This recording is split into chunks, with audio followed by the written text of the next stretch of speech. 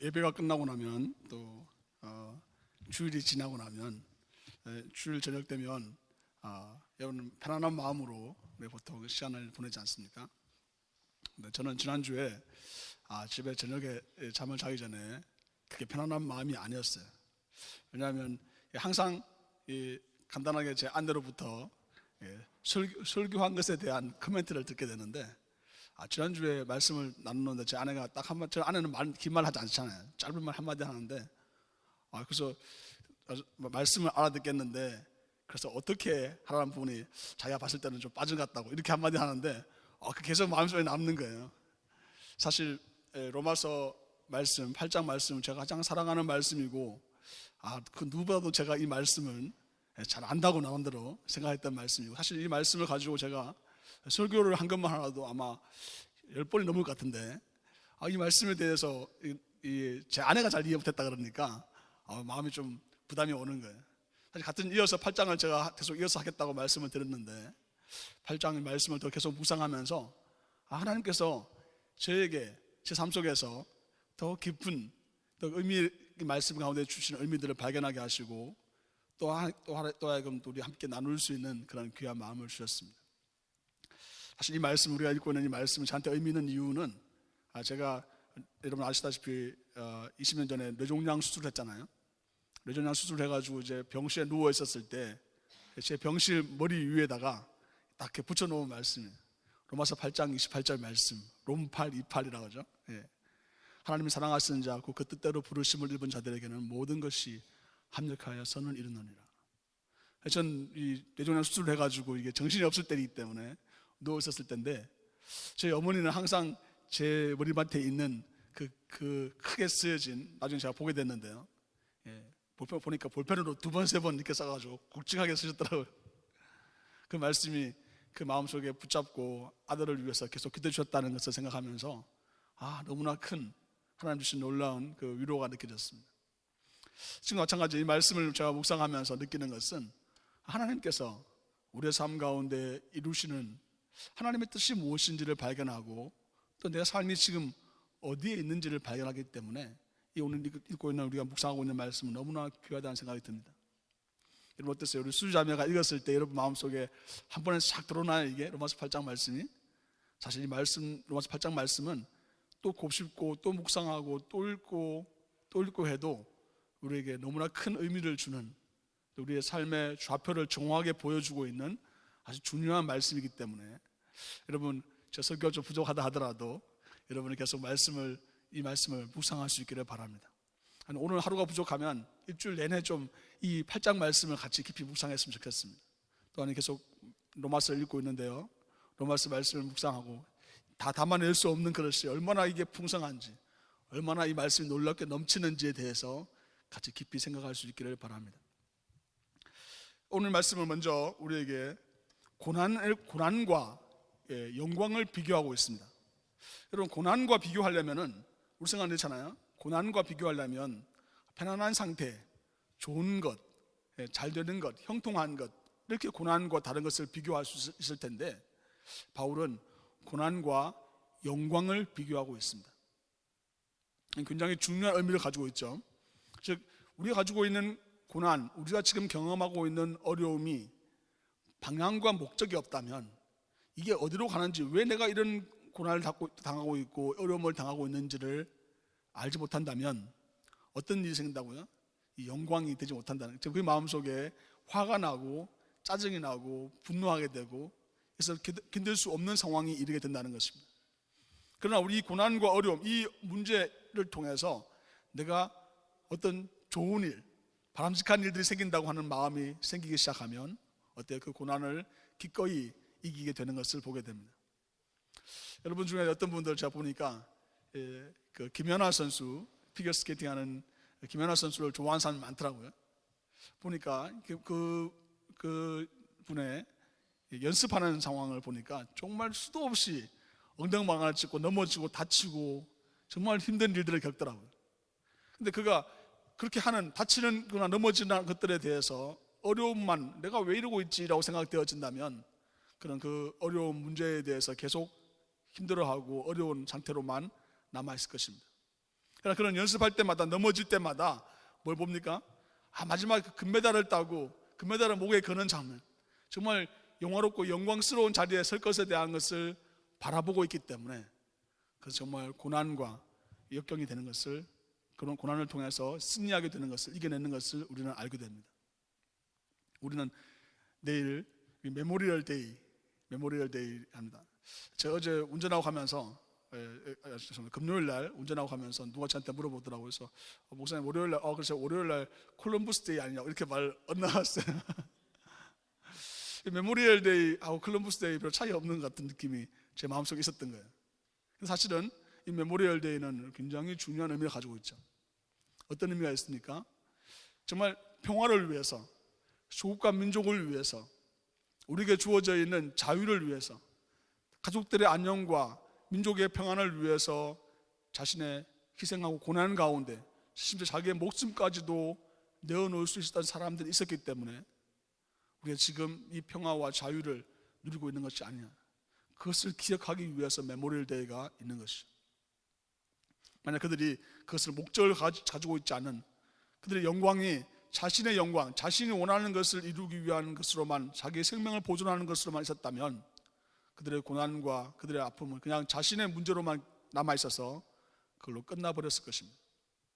그러나 하나님 말씀이 우리에게 알려주신 것처럼 고난에는 반드시 그 목적이 있다는 것을, 그 목적이 있어야지만 정말 진정한 고난이 된다는 것을 알 수 있기 때문에 그들은 자신들의 목숨을 초계와 같이 버릴 수 있었던 그런 분명한 방향이 있었기 때문에 우리는 그들을 기억해서 메모리얼 데이를 합니다.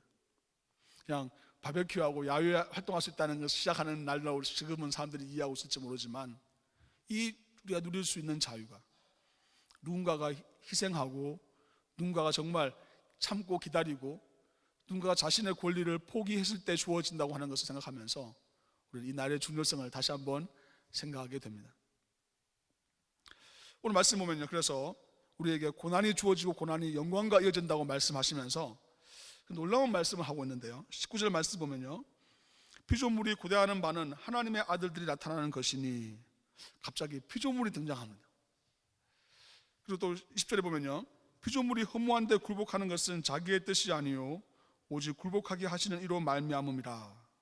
그리고 21절 보면 그 바라는 것은 피조물도 썩어짐의 종로로 탄 데서 해방되어 라고 설명하고 있습니다. 갑자기 피조물이 등장하는 이유가 뭘까요? 여러분 어떻게 생각하세요? 하나님의 말씀을 읽을 때 우리 생각에는 이 말씀은 우리 한 개인에게 해당되는 고난을만 의미하는 줄 알았더니, 이 말씀이 우리에게 확장시켜서 우리로 하여금 모든 피조물, 우리에게 주어져 있는 모든 삶의 자리로 확장시켜주는 것을 보게 됩니다. 이 피조물에는 뭐가 포함되어 있을까요? 정치, 경제, 사회, 문화 다 포함됩니다. 그뿐 아니라 피조물 안에 뭐가 포함될까요? 이 동물들, 식물들, 자연에 있는 모든 만물들을 다 포함하고 있습니다. 저는 이 말씀을 묵상할 때마다 놀라는 것은 바울 시대 때는 말이죠, 적어도 지금처럼 이렇게 심각한 환경 문제가 없었을 것 같은데, 바울 시대 때는 정말 이 핵전쟁도 없었고 겨우 해봤자 조금 나무 몇 개 베는 정도였을 것이고 겨우 해봤자 좀 바위를 깎아내리는 정도였을 텐데, 이 자연 만물들이 탄식한다는 말을 어떻게 바울이 할 수 있을까? 그런 놀라움이 있습니다. 사실 성경에서 거의 많지 않은데요, 성경에서 자연을 보호하고 자연을 우리가 책임 있는 존재로 앉아 있어야 된다, 써야 된다고 하는 것에 대한 것을 설명할 수 있는 구절이 많지 않습니다. 그 중에 이것이 가장 강력한 설명이 되는, 우리가 이 하나님 주신 청지기로서 이 땅을 관리하고 섬겨야 된다고 하는 것에 대한 분명한 선언이 우리가 지금 읽고 있는 이 본문인 것입니다. 바울은 그의 삶 속에서 경험했는지 안 했는지, 하나님의 계시를 보여주셨는지 알 수 없지만 만물이 탄식하고 있다고 말하고 있습니다. 어떻습니까 여러분? 우리의 삶을 보면 그렇지 않습니까? 신문을 펼 때마다 정말 또 오늘도 무슨 큰 일이 일어날까 두려운 마음이 듭니다. 최근에는 그런 사람들이 더 있더라고요. 신문 보기가 무섭다고 하는 사람들이 있더라고요. 웬만하면 CNN 뉴스하고 다른 뉴스라 보지 않고 그냥 한국 뉴스만 봐도 답답하고 안타까운 일들이 끊임없이 일어나고 있는 우리의 삶입니다. 수많은 사람들이 무엇인가 되는 것처럼 보이고 잘 사는 것처럼 보이고 무언가 영화로운 일들이 일어나는 것처럼 말은 하고 있지만 실상 그 배후에 있는 상태들을 보면 많은 사람들이 고통 중에 탄식 가운데 너무나 큰 어려움 가운데 있는 것을 보게 됩니다.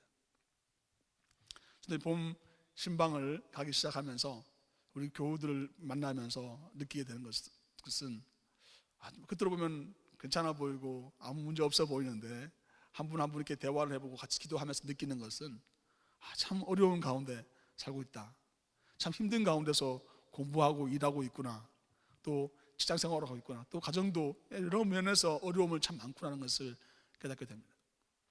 다 괜찮아요, 어떻게 지내세요 물어보면 네 잘 지냅니다 하지만 우리의 내면 속 깊은 곳을 들여다보면 우리는 정말 우리 마음속 깊은 곳에서 한숨과 탄식이 있는 것을 보게 됩니다. 어떻게 이런 일이 일어나게 될까요? 로마서 전 앞부분에서 우리는 계속해서 이것이 죄로 말미암은 것이라는 것을 말하고 있습니다. 이 로마서 우리가 읽었던 지난주에 1절부터 17절까지가 그리고 18절부터 뒷부분까지를 크게 대별된다면 앞부분은 사실 우리가 하나님의 은혜와 사랑을 받은 사람으로서 이미 우리에게 주어지신 하나님의 은혜라고 설명한다면 지금 18절부터 39절까지 말씀은 아직 온전하게 내 삶 속에 이루어지지 않은 정말 나의 삶 속의 현실적인 상황들을 그 가운데서 내가 굉장히 씨름하고 있는 것들을 표현해주고 있고, 그것은 나 혼자만의 씨름이 아니라 나와 함께 있는 모든 자연 만물, 환경들, 또 상황들과 함께 탄식하며 정말 씨름하고 있는 그런 현실에 대하여 말하고 있는 것이죠. 어쩌면 내가 너무나 힘들고 어렵기 때문에 모든 것이 힘들어 보이는지도 모르겠어요. 그죠? 어떤 사람은 밖에 나가서 아름다운 꽃을 보면서 어떤 마음이 들까요? 정말 아름답다, 내 마음에 편안이 있고 기쁨이 있는 사람들은 정말 예쁘네, 하나님의 영광을 드러내는 것 같으네, 이렇게 말하는 사람이 있는가 하면, 내 마음이 너무나 어둡고 힘든 사람들은 아름다운 꽃을 보면서도 이게 꽃이겠네, 정말 너무나 그의 슬픈 아픔이나 이런 것들이 그 아름다운 꽃 안에서도 발견되어지는 것은 어쩌면 우리 모두가 하나님의 피조물이라고 하는, 하나님의 피조물 안에 있다고 하는 것에 대한 것들에 대한 부분을 설명하면서 우리가 함께 있는 존재이기 때문에, 저 정확하게는 연결되어 있는 존재이기 때문에 하나님께서 우리에게 그런 마음을 서로 느끼게 하는 것은 아닌가 생각되어집니다. 그럼 우리 피조물과 우리와 관계를 좀 더 생각해 볼 필요가 있는데요, 여러분 이렇게 생각하잖아요. 지금 우리 교회 함께 신앙생활하고 찬양하고 예배드리는 사람들은 우리는 전부 다 우리 교회가 올해 우리 교회 표처럼 한 가족이라고 하는 생각이 들 때가 있죠. 그런 마음이 있을 때가 있습니다. 그러나 이렇게 피조물들과 우리의 이 세상과 우리 하나님 창조하신 모든 세계와 우리와의 관계를 성경 본문은 어떻게 설명하고 있냐면 하나님의 아들들이 나타나는 것을 기다린다고 설명하고 있습니다. 물론 여러분이 오늘 예배가 끝나고 월요일을 쉬고 화요일 날 또 돌아가게 되면 일을 하러 가려면 어때요? 일이 여러분들을 기다리고 있죠. 누가 그런 분 글을 썼더라고요. 정말 밀쳐나도 떠내보내도 계속 나한테 오는 것이 있는데 어떻게 도망갈 수 없는 게 있는데 학교 숙제라고 이렇게 표현하는 사람도 있었어요. 여러분에게 어떤 일도 있을 수 있고 관계도 있을 수도 있고 반드시 해야 되는 어떤 그런 것들이 여러분을 계속 기다리고 있을지도 모르겠어요. 그런 하나님 말씀 우리에게 말씀하시기를 만물이 탄식하면서 하나님의 아들들이 나타날 것을 기다린다, 이렇게 말하고 있습니다. 내 정체성이 내가 정말 하나님의 딸, 하나님의 아들이라고 하는 분명한 내 마음속에 확신이 있다고 한다면 또 그 확신과 하나님 주시는 그 능력으로 하나님의 이름, 예수 그리스도의 이름과 예수 그리스도의 복음의 능력으로 우리가 나가게 되는 것을, 나올 것을 모든 만물들이 학수고대하고 있다는 것입니다. 자연, 경제, 사회, 문화, 정치, 이 모든 분야에서 하나님의 아들들이 나타날 것을 기다리고 있다는 거죠. 환경, 또 우리에게 주어져 있는 고난당하고 있는 수많은 사람들에게서 우리가 그들에게 손 내밀 것을, 내 자신의 영광과 내 자신의 이름을 위해서가 아니라 하나님의 이름과 하나님의 영광을 위해서 우리가 섬길 것을, 그들을 도와줄 것을, 그들을 위로할 것을, 그들의 탄식에 동참할 것을 하나님께서 우리에게 말씀하고 계시는 것입니다. 또한 자연 만물들이 기다리고 있다고 우리와의 관계 설정을 말하고 있습니다.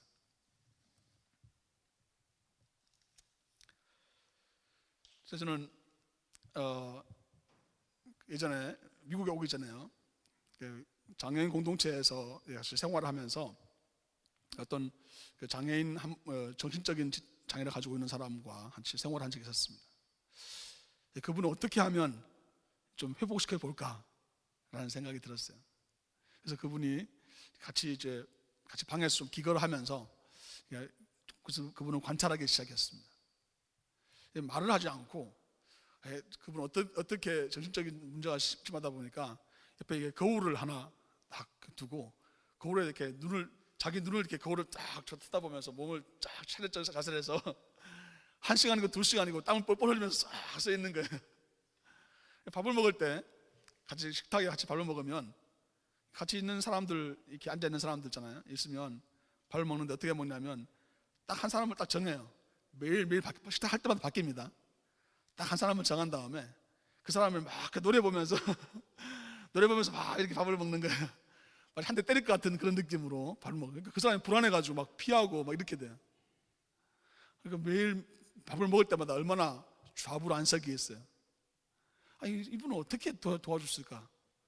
같이 예배도 드리고 하나님의 말씀을 읽어주고 같이 기도도 하고 여러 방법을 썼는데 조금 좋아진 것 같다가도 별로 이렇게 차이를 느끼지 못하는 거예요. 눈에 완전 긴장이 팍 서 있는 그런 정신병에 있는 사람이었어요.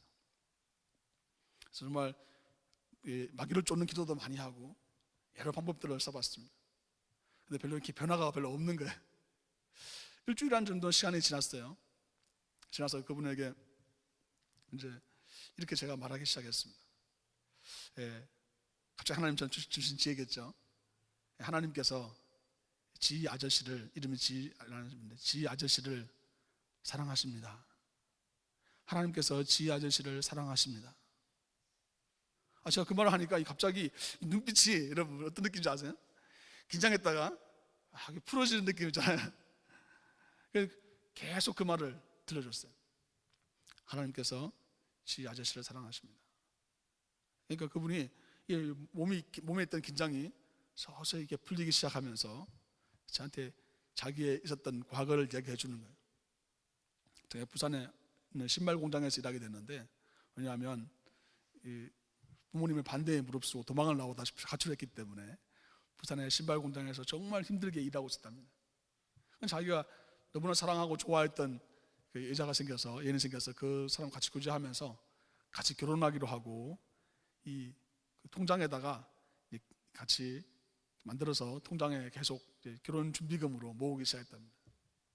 결혼 준비 다 많이 상당히 모아졌나 봐요. 모아졌는데 갑자기 그 여자분이 그 돈을 가지고 도망가 버린 거예요. 그래서 그분이 너무 그 충격받아서 자기 그 뒤로 이렇게 넘어졌답니다. 넘어져서 머리에 부딪혀서 피도 나오고 뭐 그런 이야기들을 저한테 쭉 틀어놓더라고요. 얼마나 그 사랑에 대한 상처가 컸으면 그때부터 정신적인 병이 일어나서 정신병으로도 여러 번 갔다 오고요. 막 분노가 어떤 사람한테, 특정한 사람한테 마음을 계속 분노를 표현하는 그런 모습이었답니다. 그래서 사람의 사랑에 대하여 찬양하고 같이 기도하고 같이 말씀을 나누는 가운데 그의 마음속에 그런 마음을 이렇게 누르고 있던 그의 마음속에 그 사랑의 배신으로 말미암아 그 배반에 대한 상처가 회복되기 시작하는 것을 보게 되었습니다. 하나님 사랑하시는 성도 여러분, 우리가 지금 읽고 있는 로마 교회는 어떤 교회냐면 이 35절의 말씀 보면요, 누가 우리를 그리스도의 사랑에서 끊으리요, 환난이나 공고나 박해나 기근이나 적신이나 위험이나 칼이라. 이게 말하고 있는 환난과 공고와 박해와 기근과 적신과 위험이나 칼, 적신이 뭐냐면 발가벗겨진 상태에서 쫓겨나는 것을 의미합니다. 목숨의 위협을 경험하게 되는 그런 어려움 속에 있는 교회라는 것을 알게 됩니다. 이 교회가, 이 로마 교회가 현재는 없습니까? 현재에도 너무나 많이 있습니다.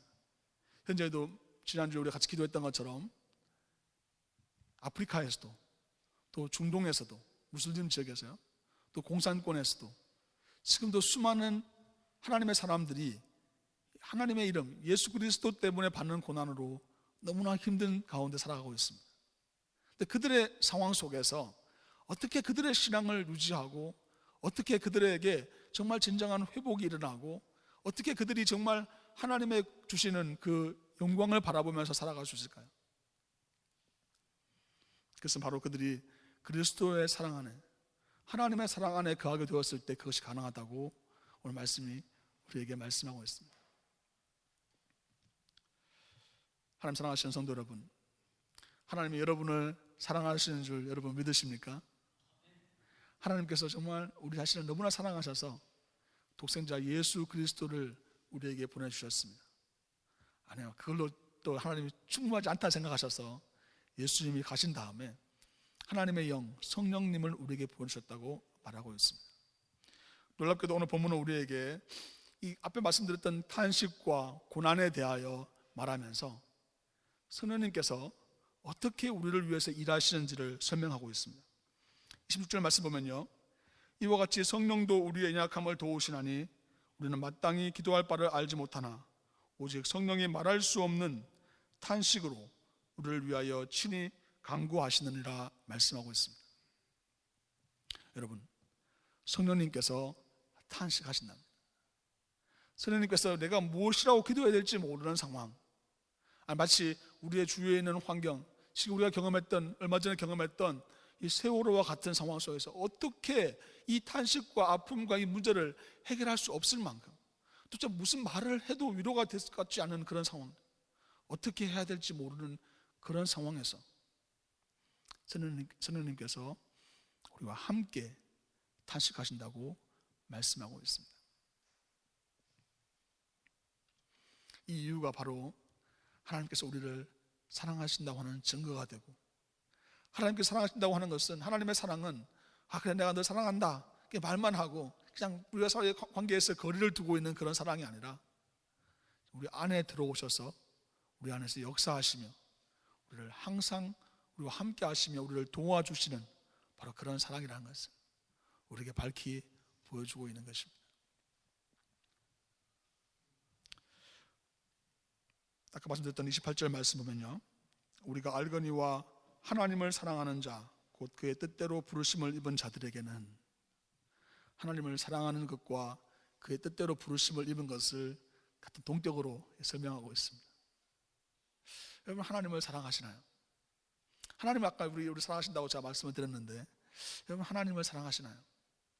내가 하나님을 사랑한다는 것, 내가 하나님을 사랑한다는 것을 어떻게 알 수 있을까요? 어떻게 하나님은 우리에게 그것을 알게 하시나요? 그것은 하나님께서 우리로 하여금 깨닫게 하시는데, 그것은 내가 여기에 있는 것이, 내가 지금 이렇게 예배 드리는 것이, 내가 하나님의 말씀을 읽을 수 있는 것이, 하나님의 말씀을 깨달아 알 수 있는 것이, 내가 기도할 수 있는 것이, 찬양할 수 있는 것이 내 계획과 내 생각과 내 의지에 의해서 움직여진 것이 아니라 하나님께서 나를 부르셔서, 하나님께서 내 삶을 인도해 주셔서 가능하게 됐다는 것을 알게 된 사람들, 그 사람들에게 하나님을 사랑한다고, 그들이 하나님을 사랑한다고 같은 동격으로 설명하고 있는 것입니다.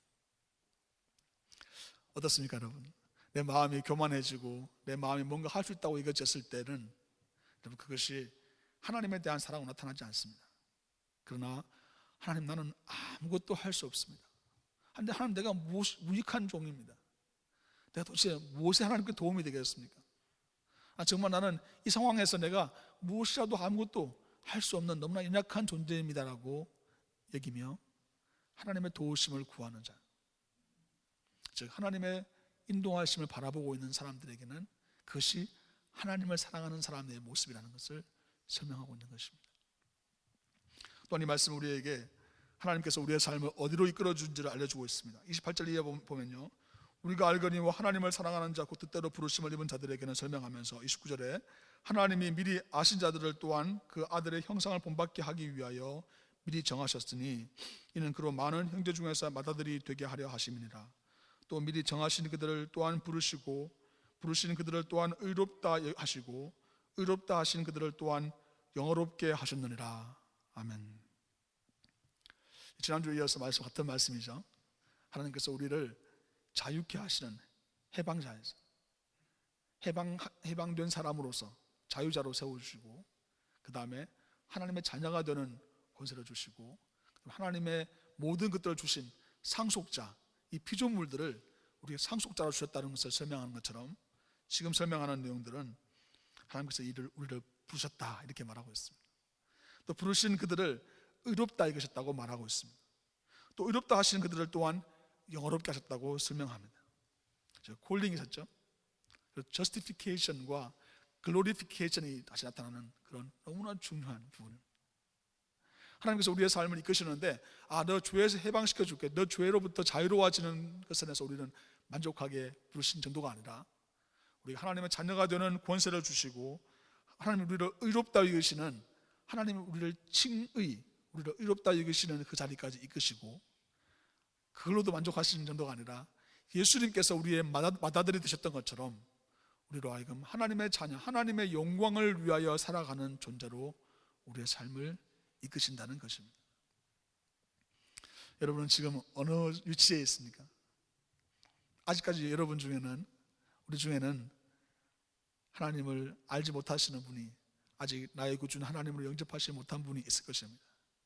하나님께서 이 자리에 앉아있게 하시는 분들은 여러분으로 하여금 하나님께서 계속 여러분을 부르고 계심을 기억하시기 바랍니다.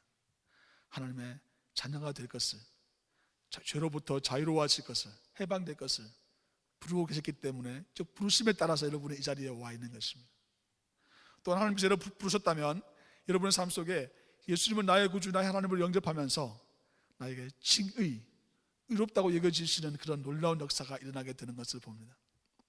우리 교회에서는 끊임없이 그런 세례받는 역사, 내가 죄인임을 고백하고 죄 사함이 받아지는 그 놀라운 역사들이 일어나고 있는 것을 우리는 봅니다. 또 하나님께서 그것으로 끝나는 게 아니라 우리의 삶을 그 다음 단계로 이끌어 주시는데, 그것은 하나님의 영광, 하나님의 자녀의 영광, 하나님의 자녀의 영광의 자유에 우리의 삶을 이끄시는 것입니다.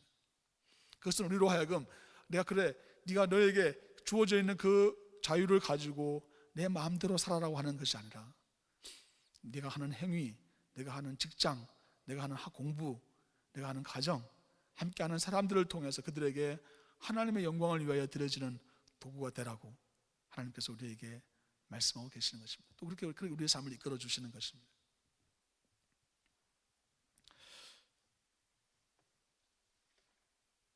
주보에 같이 나와드리는 은사동 뒤에 보시면요, 어떤 글이 있는데요, 제가 옷 갑자기 잘못 넣어서 카피해서 넣은 게 아니라, 지난주에 지금 싱가포르에 가 있는 뉴지 피그림 교회를 섬길 때 같이 있었던 청년이 한 4년 전에 이제 싱가포르로 가게 됐어요. 이 청년이 갑자기 저한테 페이스북 메시지를 통해서 보내준 글입니다. 너무나 은혜가 되어서 같이 나누려고 가져왔습니다. 사실 이 청년이 뉴저지 같이 있었을 때는 자기 직장 어떻게 좀 더 나은 직장 갈 것인지, 어떻게 하면 좀 더 안전한 삶을 살지, 그런 걸 가지고 기도 제목을 늘렸었는데, 놀랍게도 하나님이 그 사람을 계속 사용하셔서 싱가포르에 가서 이제 직장 생활을 하고 있는데, 정말 외롭고 힘든 상황 속에 있으면서 그가 그 땅에 있는 사람들의 탄식하는 모습을 보게 되었어요. 그 땅에 있는 사람들이 힘들어하고 고통 중에 있는 것을 보게 되었어요. 그 땅에 있는 사람들이 자기가 어렴풋이 알고 있었던 예수 그리스도에 대하여 모르고 있는 것을 보게 되면서 너무 답답한 마음이 들기 시작하고, 그들을 위해서 기도하는 마음이 들기 시작하고, 그들에게 무엇인가 해야겠다는 그런 마음이 들기 시작했어요. 그래서 저한테 이 글을 보냈어요. 제가 토시 하나 빼지 않고 그냥 카피해서 보여드리는데요, 그가 쓴 메시지를 보면요, 이렇게 썼죠. 여기 다 보시지만, 저는 요즘 실제 생활에서 짧은 시간 누군가를 만났을 때 상대에게 복음을 전할 수 있는 방법을 모색 중입니다. 복음 명함을 제작하려 합니다. 업체 미팅 이후나 길거리나 카페에 스쳐 지나가는 짧은 인연이라도 복음으로 인도할 수 있는 좋은 매개체가 될 것을 기대합니다. 앞면에는 한 구절 정도의 말씀이 프린트되며 뒷면에는 사연 이해 간단히 소개되며 더 자세한 팔로우업을 위한 홈페이지가 기초됩니다. 제가 긴 글을 드린 이유는 앞면에 차지할 말씀에 대한 조언을 듣고 싶기 때문입니다. 어떠한 100마디 말보다 말씀의 위력이 있음을 알고 있습니다. 그러나 제가 경험이나 지혜가 부족합니다. 현재 5개의 영역으로 나누어서 복음 카드를 제작하려고 합니다. 불교, 힌두교, 무슬림, 무신론자 이런 양입니다. 문화적 신앙적 관점에서 그들의 마음을 울릴 수 있는 말씀 구절을 찾고 있습니다. 각 영역에 대해서 효과적인 말씀을 추천해 주시거나 그분의 전문가이신 분을 연결해 주신다면 더할 나위 없이 감사드리겠습니다. 간절히 조언을 구합니다. 도와주세요. 네. 그럼 그 땅에 부르심을 받았을 때, 지금 갔을 때는 직장생활 열심히 해서 좀 더 여행대 많이 다니고 시간 때우다가 돌아가야지 이런 생각으로 갔다가 시간이 지나면서 그 땅에 살고 있는 사람들을 만나면서 그 땅의 아픔과 신음을 보기 시작했습니다. 그러면서 하나님께서 그들을 향한 마음을, 자기 가지고 있는 직장은 만이 아니라 자기 돈 버는 것의 목적이 아니라 하나님께서 무엇을 통해서 영광 받으실지에 대해서 생각하게 되면서 저한테 이런 메시지를 보내왔습니다. 하나님 사랑하시는 성도 여러분, 여러분이 지금 기대하고 있는, 소망하고 있는 영광은 무엇입니까? 너무 잘 알지 않습니까? 조금만 지나면 그 영화와 영광이라고 생각되어지는 것이 아무 가치가 없게 될 수 있다는 것을. 그러나 하나님께서 우리에게 영화롭게 생각하시고 영광 받으시는 것은 우리는 정말 우리의 일상 가운데서 매일매일 만나는 사람들을 통해서 우리와 함께하는 사람들에게 하나님께서 우리의 삶을 향하신 뜻과 계획들을 그들에게 밝혀 알려줌으로 말미암아, 즉 하나님의 다스림과 통치, 하나님에 대한 믿음과 천국에 대한 소망과 예수 그리스도의 사랑, 나를 위하여 죽으신 그 사랑에 대하여 그들이 깨닫고 알게 되고 하나님을 믿는 놀라운 역사가 일어나게 되는 것을 바라보게 된다면 그것은 우리에게 정말 놀라운 영광스러운 일이 될 것이고, 이 땅에서뿐 아니라 우리가 죽어서 하나님 나라에 가게 되었을 때 하나님께서 카운트하시는, 하나님께서 기뻐 받으시는 놀라운 영광이 된다고 성경은 우리에게 말씀하고 있습니다. 이를 인해서 어떤 고난이 우리에게 있습니까? 여러분, 어떤 고난이 있습니까?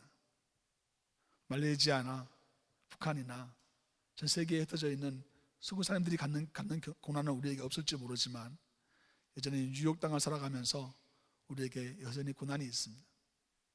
살아남아야 되는 고난이 있을 수도 있고요, 관계에 대한 어려움이 있을 수도 있고요. 그러나 여러분, 이걸 아십니까? 여러분, 바울이 이 고난에 대해서 어떻게 반응했냐면, 이 고난이 내게 바로 예수 그리스도의 남은 고난을 채우는 것이라고 말하고 있습니다. 때로는 교회 일을 섬기다가도 실망하거나 또 답답해할 때가 있어요. 나도 하고 싶지 않을 때가 있어요. 다 정리하고 어디 가고 싶을 때가 있잖아요, 사람들마다. 그러나 하나님께서 우리에게 어쩌면 여기에 이 자리를 지키고 하나님의 일을 감당하는 것도 우리에게 고난이 될 수가 있습니다. 그러나 이 고난을 통해서 우리가 의미 없고 향방 없는 고난이 아니라 하나님의 나라와 하나님의 영광을 위한 고난이라고 한다면 하나님께서 우리 고난을 기쁘시게 여기시고, 바로 예수 그리스도의 고난에, 감히 그 고난에 비교할 수 없지만 조그만 고난, 정말 작고 연약한 작은 부분이지만 거기에 참여할 수 있는 영광된 자리, 영광된 하나님께서 자리 인도하심이 있다는 것을, 그런 삶으로서의 초대가 있다는 것을 오늘 말씀이 우리에게 제시해 주고 있는 것입니다. 하나님 사랑하시는 성도 여러분, 하나님의 말씀에 따라 내가 지금 경험하고 있는 고난 자체를 묵상할 것이 아니라 하나님이 우리에게 얼마나 놀라운 풍성한 사랑 가운데 우리의 삶을 주시는지, 그 하나님의 사랑을 깊이 묵상하는, 또 그렇게 살아가는 저와 여러분 되시기를 주님의 이름으로 축원합니다. 아까 우리 들었던 찬양 제가 가사 한 절 불러드리고 말씀을 맺겠습니다. 205장 찬양 드렸는데 아까 4절 말씀입니다. 4절입니다. 이 세상 헛된 영화 날 미혹할 때에 주 예수 크신 사랑 늘 들려주시오. 천국의 빛난 영광 내 눈에 비칠 때 주 예수 크신 사랑 또 들려주시오. 기도하겠습니다.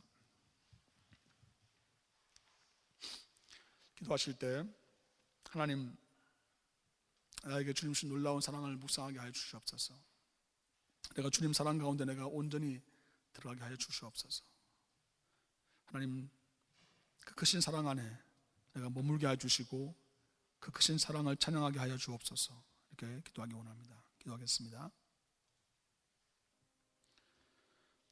내가 확신하노니 사망이나 생명이나 천사들이나 권세자들이나 현재일이나 장래일이나 능력이나 높음이나 깊음이나 다른 어떤 피조물이라도 우리를 우리 주 그리스도 예수 안에 있는 하나님의 사랑에서 끊을 수 없으리라. 아멘. 주님의 은혜를 참으로 감사드립니다.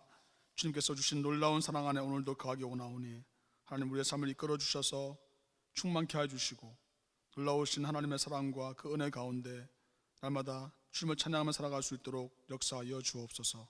예수 그리스도 이름으로 기도하옵나이다. 아멘.